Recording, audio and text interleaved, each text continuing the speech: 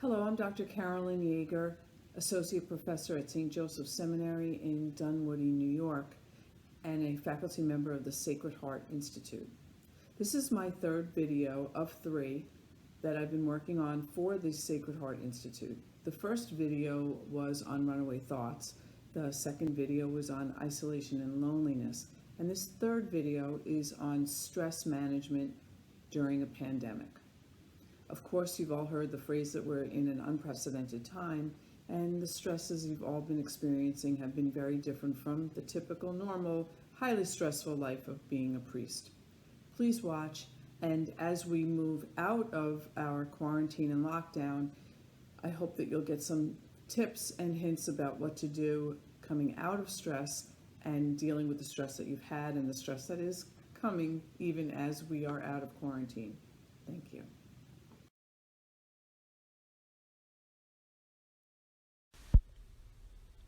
Managing your personal stress as well as your stress in your ministry during the COVID-19 pandemic has a few different areas that we're going to explore in this video. First, we'd like to define your particular stressors and your stress reactions, because everyone has different stressors in their lives and everyone expresses their stress in a different way. We do know that stress will find its way out one way or another. Some people have headaches, some people have stomach issues and disruptions. We'll talk about that in a second. In addition to this, we're going to review and go over stress management and coping skills. What coping skills do you have? And at this point in your life, how come you don't have a toolbox full of coping skills for stress? Because you've been experiencing stress for many, many years before you were even ordained as a priest. I teach at the seminary. I know where that stress starts, and I'm wondering how you coped through that and how you've been coping as a priest.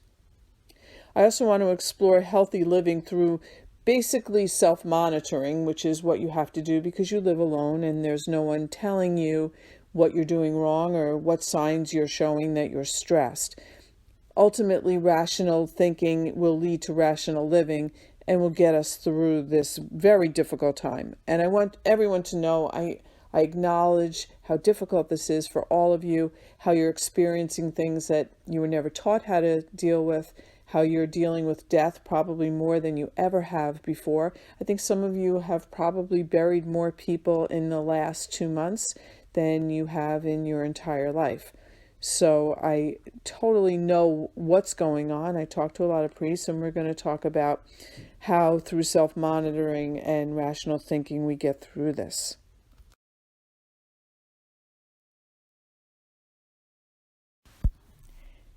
If you look at this list of 6 different areas of your priestly life, you'll notice immediately that all of these areas have been affected in one way or another since we've been in quarantine with COVID-19. Your ministry has absolutely changed drastically.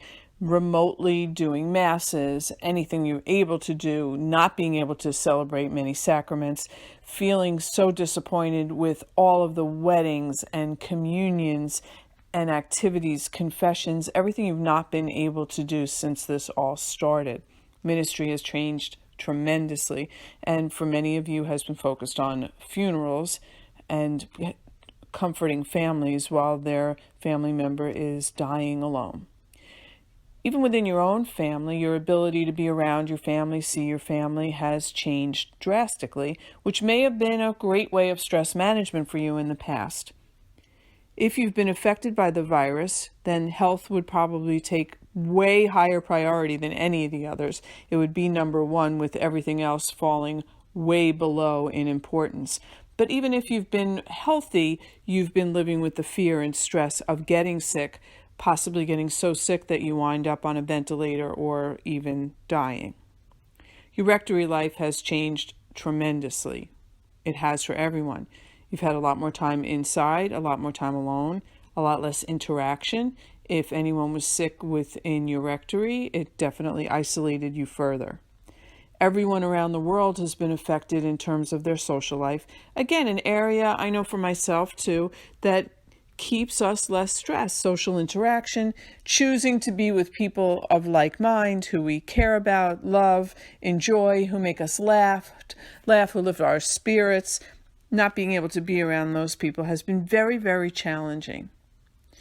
Every time I lecture, I talk about priests having passions in their lives, hobbies, interests, outside activities, whether it be the gym or music or art, going to theater, whatever that passion is that you have, gardening, which I think you can do, we'll talk about that. But all of those things have been really affected. And together, when you hear this list, it can be pretty depressing at first.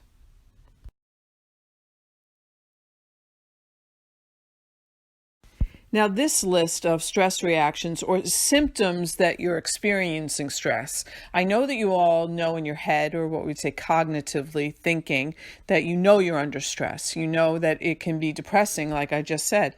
And many of the symptoms I have listed here would be considered symptoms of depression.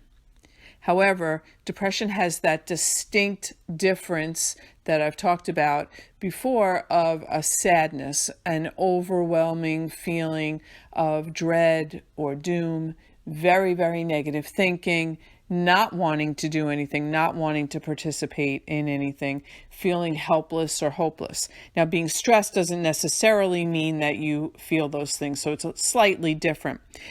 We always look at the individualistic nature of something, that if you do it too much, it's not good. If you don't do it enough, it's not good as well. So excesses and deficits are always on our behavioral assessment of where you're at.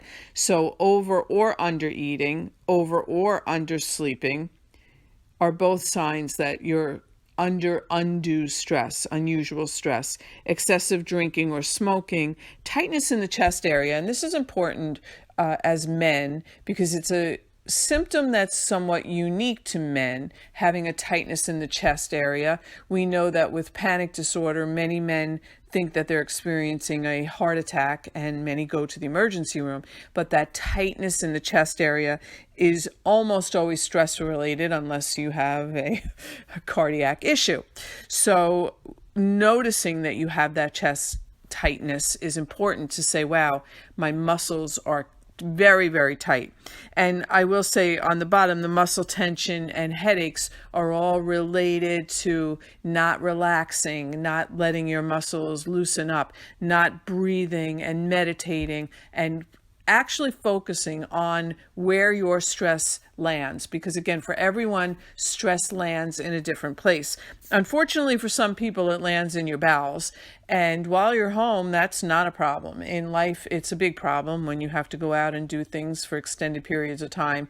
And as soon as you get stressed, you start to release more fluids in your bowels, and we all know where that leads to. So that's another sign of bowel disturbance, is a sign of stress.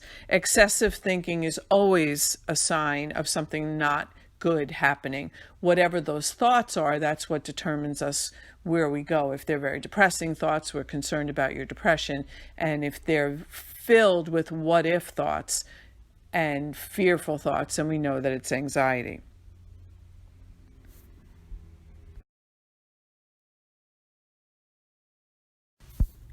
Here's an equation that looks like it's difficult to understand, but it's really not. So we call it a stress equation.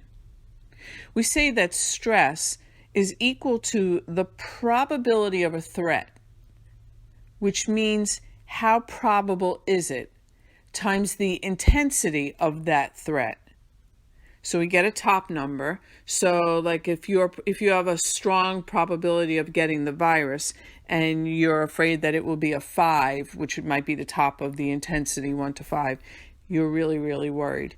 If you have a very low threat with a low intensity, then you're not worried. That's why people in their 20s have not been worried at all, because they see the intensity, even if there's a threat, even if they know they might get it, they say it out loud. So what? Who cares about coronavirus? They see the intensity as 0. So anything times 0 is 0. Therefore, they have no stress about it. But when we, as adults, have some probability of threat times some intensity, and we know that many priests are not the healthiest men, so they may have some of those comorbid features like high blood pressure or diabetes, heart conditions. We worry about those things. So your probability of threat, depending on your exposure, may not be so low, but your intensity would be higher. So you're going to come up with a higher number on the top. The bottom represents the resources that you have, which is what I said in the very beginning. How many tools do you have in your toolbox to deal with stress?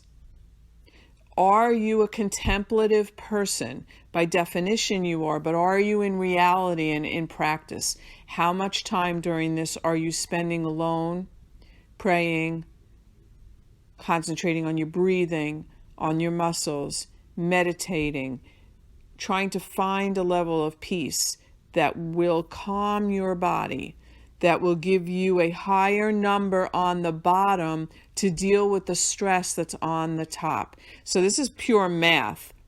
We don't want the higher number to be the one on the top. We want the higher number to be the one on the bottom.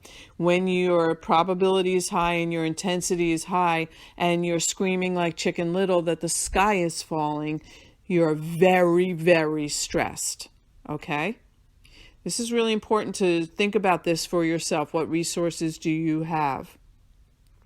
What are you going to do if you get sick? Or even forget the illness, just the idea of the threat of being alone. In the past, many of you would have thought if I was completely isolated, I would be in big trouble.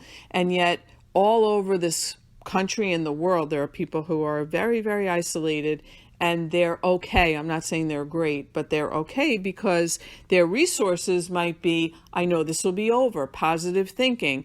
I know that I'm not alone, even though I feel alone. I live on a very tiny street with 7 houses. 5 of them have women who are living alone. 5. All alone. Every once in a while they come out, we socially distance a little bit, but they are dealing with it and they are doing their best, trying to find their resources. Resources might be telephone calls, FaceTime calls, social distancing, meeting in a park 6 feet apart. But you have to work on improving your resources and your skills if you can't get the higher number to come down. The probability of threat is supposedly going down. That's what we're hoping for. And the intensity as well, because we have less people dying from it. But at the same time, the thing that's under your control is the denominator, the bottom number.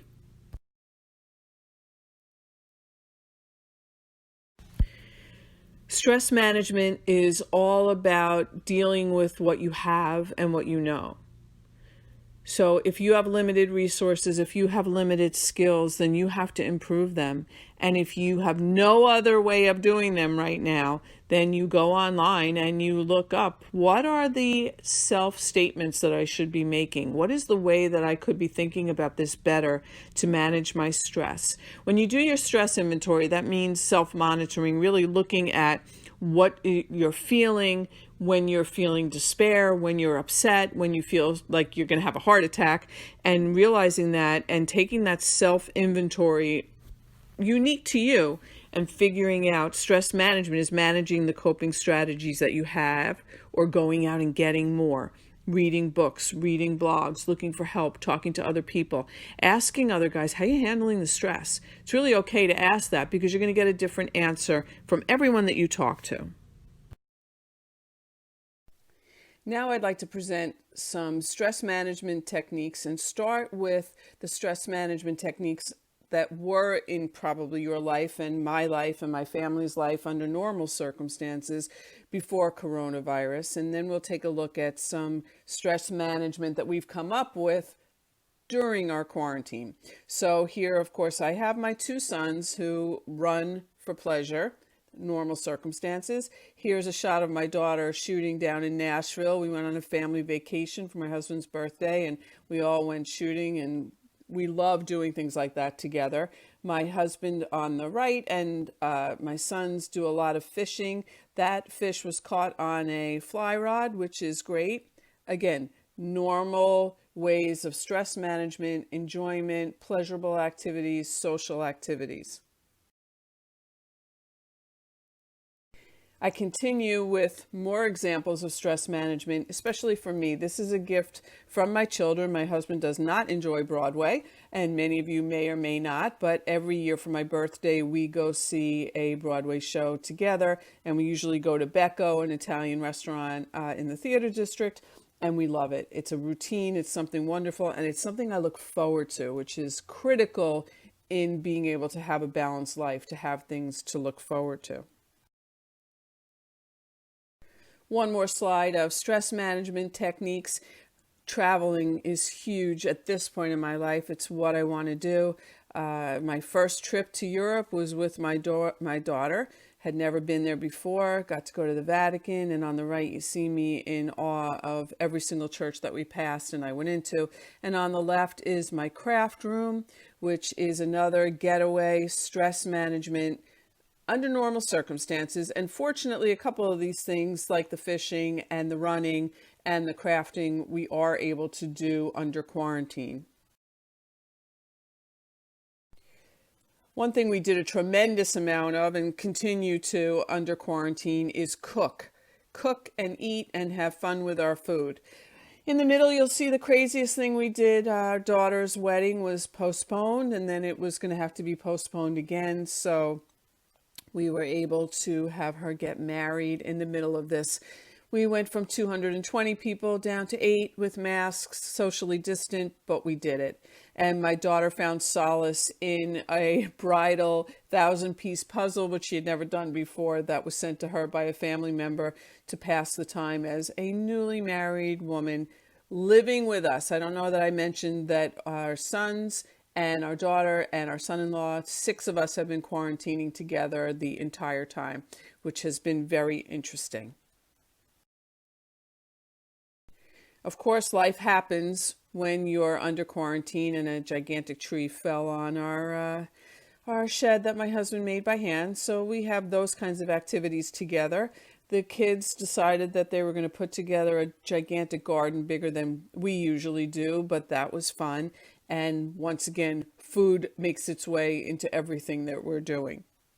Eating together at night while all 6 of us are working during the day is huge stress management for us. Trying to watch a movie together gets a little stressful, trying to figure out what to watch, but dinner at night has become a great coping strategy.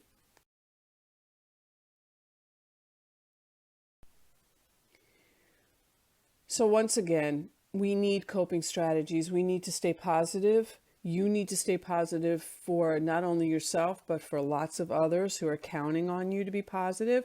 We're getting closer to being able to feel like we actually can be positive. Distracting yourself when you go to dark places, when you feel the tension, the headaches, the stomach aches, the lack of sleep, or just can't stop sleeping. You need to get distracted by anything. I'm sure very little of what I showed you you're interested in doing, but that doesn't matter. The point is that everybody has to have their own action plan of what to do. And for a lot of people, music does it. For a lot of people, exercise does it. Crafting, walking, talking to friends, whatever works. Keep checking your cognitive state. Do mindless activities as much as you can. Walk around the parish grounds in the rectory. Do silly things that maybe you didn't do. Maybe start a garden. Maybe start a rose garden. That was something that happened at the Seminary of the Immaculate Conception years ago. Someone took that on. But something that you can do that will pass the time until things are normal again.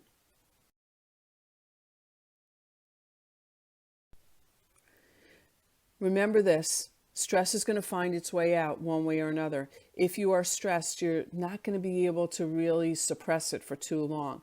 Every person experiences stress a little bit differently, but if you're trying the balancing act that we know everybody is trying to do, and you start losing your balance because you're not managing your stress, you have to recognize it, you have to monitor yourself, and you have to use some coping strategies or get some to get through it.